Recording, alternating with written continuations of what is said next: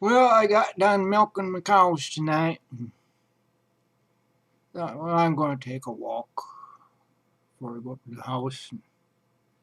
Went down in the pasture and sat down on the bridge that goes across the river and just enjoying the color. The leaves are starting to change colors and they hang over the river. You get the reflection out of the water and just a nice gentle breeze blowing from the direction of my farm. I look up my buildings. You just smell the nice farm smell, the barnyards and the silage. And little by little, the cows come meandering down,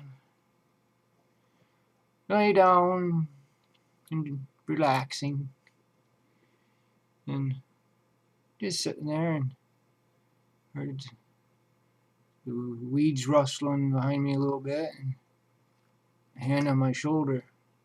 There's Amil. Sat down beside me and just sat there. Neither one of us said anything. He says, I just got done milking cows. Thought before I went in the house, I'd come see how you're doing. I didn't find you up there, and I seen the cows gathering around down here, and I figured you'd be here. Figured you hadn't eaten yet, so I went in your house and I made us a couple sandwiches and grabbed a couple beers out of your fridge. Thought we'd eat together. That's good. And he says, well, what are you going to do now? Well, pretty soon I'm going to go up and go to bed. He said, you know what I mean? So I don't know, nothing different, I guess. The doctor says I got cardiomegaly. I have an enlarged heart. I guess what happens is your pericardium fills with fluid, and the heart muscle enlarges, and the muscle gets thick, and it doesn't have enough strength to pump the blood the way it should.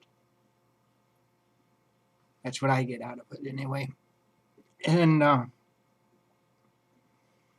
we just sat there and talked a little bit, and Winston, his dog, came along with him, and I told you some stories about Winston the dog.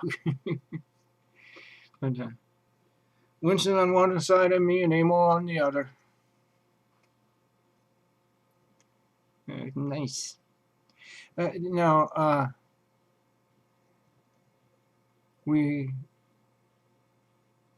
kind of both wondered what the doctor said, or about what the doctor said. And he says, you just wore your body out. I said, well, I didn't work any harder than Amil here. He says, Amil says, well, you probably did. So I had a couple boys helping me. You did all this yourself. He says, before you moved onto this farm, buildings didn't look like they do now. And you put this bridge in here, and other than that, before that, all this land over here was never tilled before.